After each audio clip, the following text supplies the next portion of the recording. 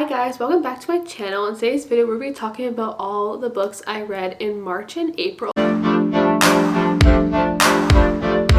I decided to combine the 2 months because in March I only read 4 books and I just kind of thought like, why am I going to do a video for only 4 books?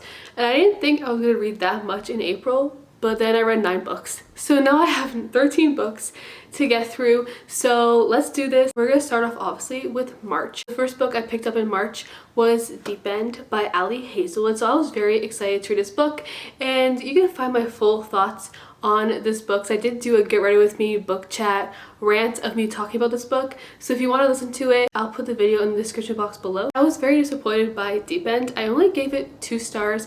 I was not a fan of this book.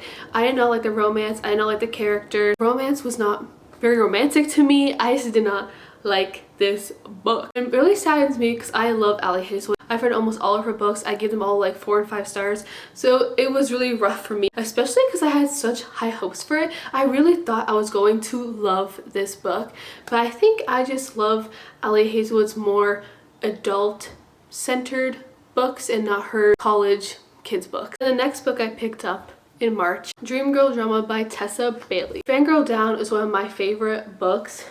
Right here, Fangirl Down. When the 3rd book came out, I was a little like, I just finished reading Deep End and I was like, romance is not hitting for me. Like, I think I'm just in such a fantasy mood.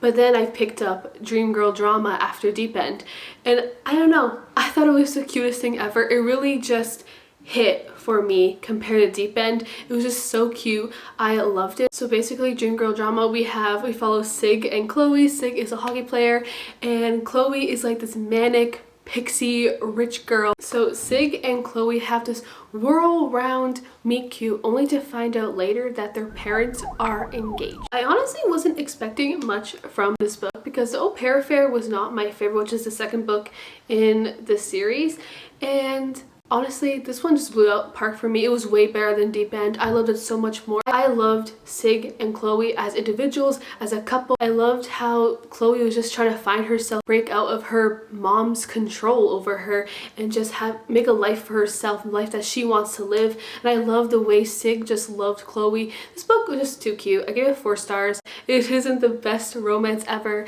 This is not Tessa Bailey's best book, but it did it for me. Like, I wanted a cute romance, and what Deep End didn't give me, Dream Girl Drama did. And I just really loved it. It was just so wholesome, so cute. Even though the plot is not its strongest element, I just love the characters so much. Honestly, the only drawback was I was not a fan of the ending. It was not my favorite, but it's still, to me, just such a good book. Then after Dream Girl Drama, I went back into my fantasy era because honestly, fantasy this year has been so good. I am obsessed. So I completed 2 trilogies in March, which I'm so happy about. The first trilogy I completed was the Belladonna trilogy. I finished Wisteria and I loved Wisteria. At first I was a little iffy because Wisteria is definitely very different compared to the other 2 books in the series, Belladonna and Foxglove. I feel like Belladonna and Foxglove are very gothic. And I feel like Wisteria was just very light and it was very romance centered and very romance heavy, and at first I was kind of like I'm kind of missing the gothic murder mystery vibes, but honestly this book, Wisteria, was probably the best romance I've read in a long time. I needed a romance. I needed a fan, because I feel like there's a difference between, you know, a rom-com romance and a fantasy romance. A fantasy romance just hits so differently. There's so much higher stakes and it's just so much like more intense and passionate, and I just feel like I needed this, and Wisteria gave me what I needed. I just love Blythe as a character. I love her story. I love her and her dad. I feel like I don't know, this book really made me emotional. I was crying through the ending. It was just so good. I'm sad to leave this world. I don't want this world to end. After reading Wisteria, like, I will never settle for less. May this love attack me. It was amazing from front to end. There's a character we meet in Foxglove who becomes Blythe's love interest. Like, it's just, you gotta read the whole trilogy because you are going to love these books. The last book I read in April was The Curse of True Love, which is also the 3rd book in the Once Upon a Broken Heart trilogy. Honestly, I know this book got a lot of mixed reviews when it first came out, but honestly, I really enjoyed it. I really loved the plot of it all. I did find Apollo's point of view so annoying. Every time I flipped to his chapter, I was angry. He annoyed me to no end, but I still just loved watching Evangeline, Jax together. I gave it 5 stars. Honestly, I will never forget this world. These books just feel like old Disney fairy tales. I did see some reviews where people were saying that they were mad because a lot of questions went unanswered in this book, and I do kind of agree. I feel like things could have been wrapped up a little bit more in a nice tight little bow, but it didn't make me angry. I still gave it 5 stars. I still really enjoyed this book. I love the way it ended. I think it ended really nice and good. I did want more Evangeline and Jax. I'm obsessed with them. I love them so much.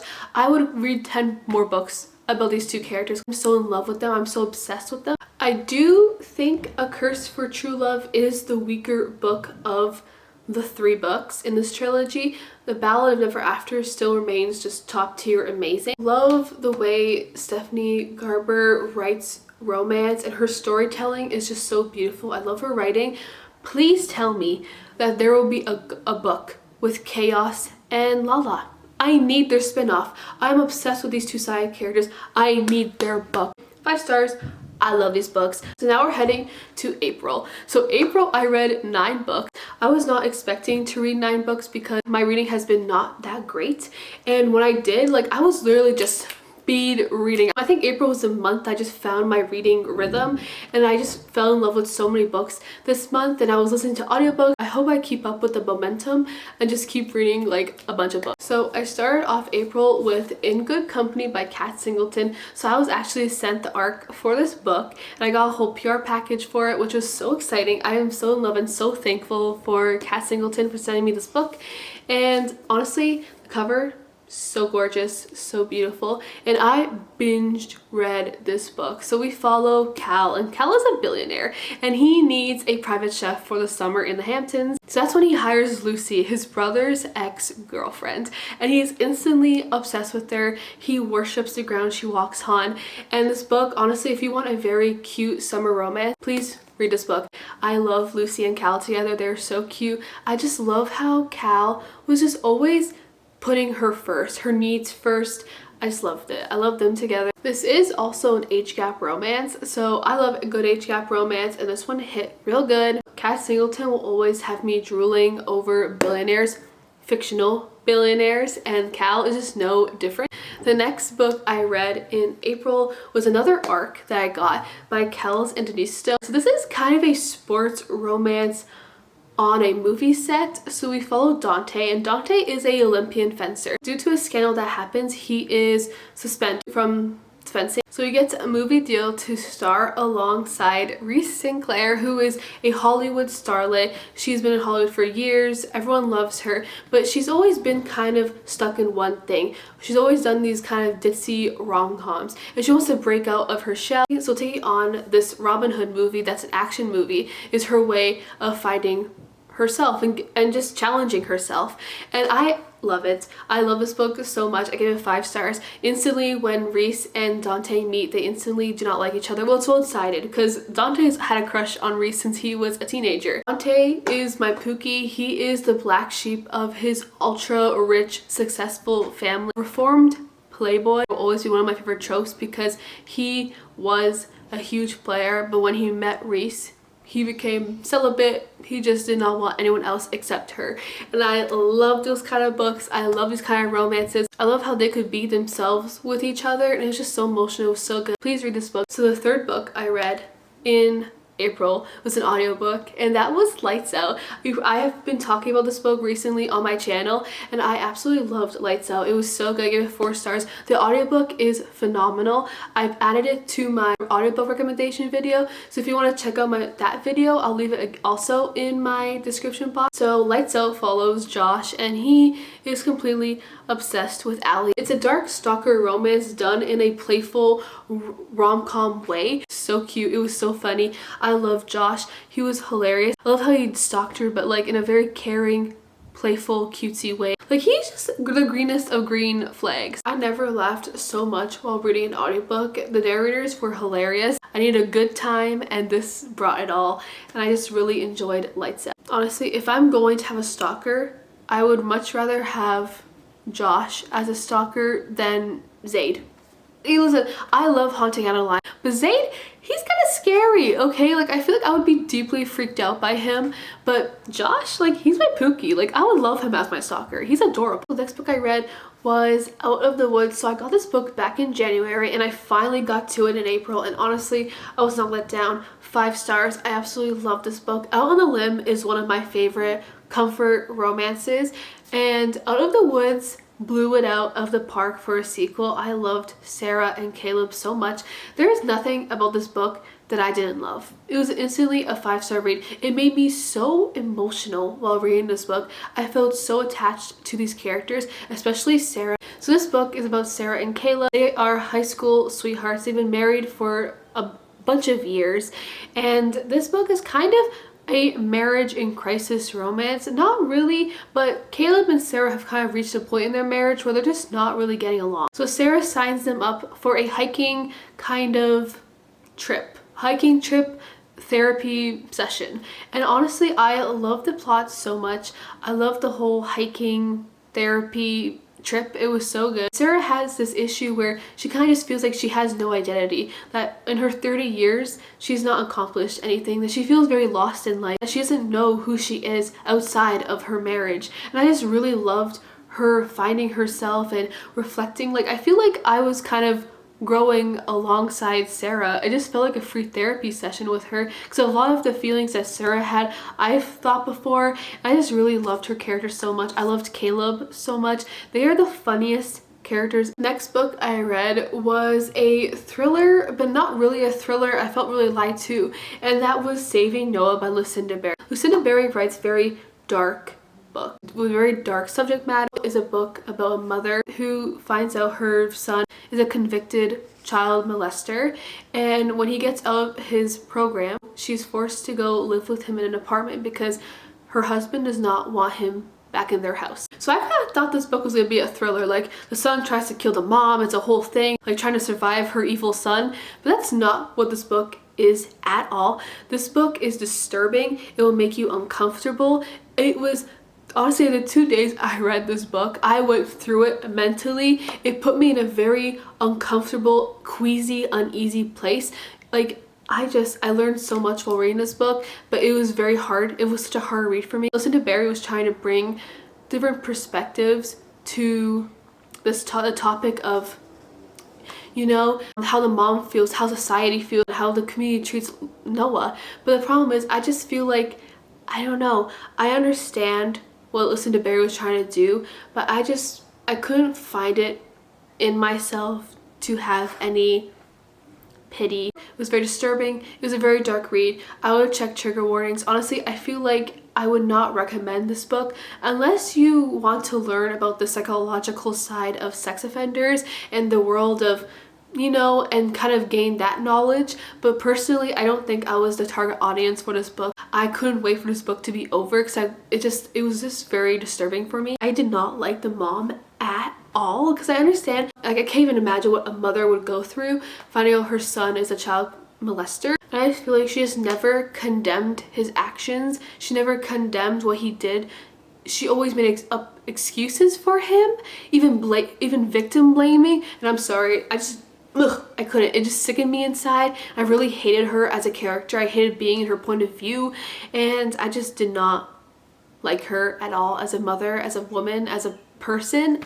Ugh. So the next book I read, because I needed some happiness in my life, was Savor It. So this book has been on my TBR for so long, and I was so glad. I needed something fluffy. I needed something cute, something to get my mind off of the horrible things I just read with Saving Noah. So this book came at the perfect time, and I absolutely loved this book. So I read it on audiobook and physically, and it was the best time of my life. This book ended up being my favorite book of April. I loved it so much.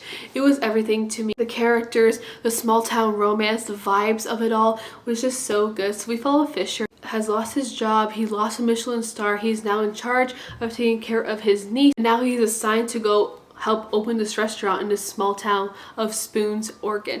And there he meets his neighbor, Sage. And Sage has grown up in Spoons all her life, and she is this free spirit. If you love cottagecore, you will love Sage. She owns horses and chickens, and she grows her own vegetables, and she has her own garden. I loved Sage so much, and I love the romance so much. I love reading and listening to every single page of this book.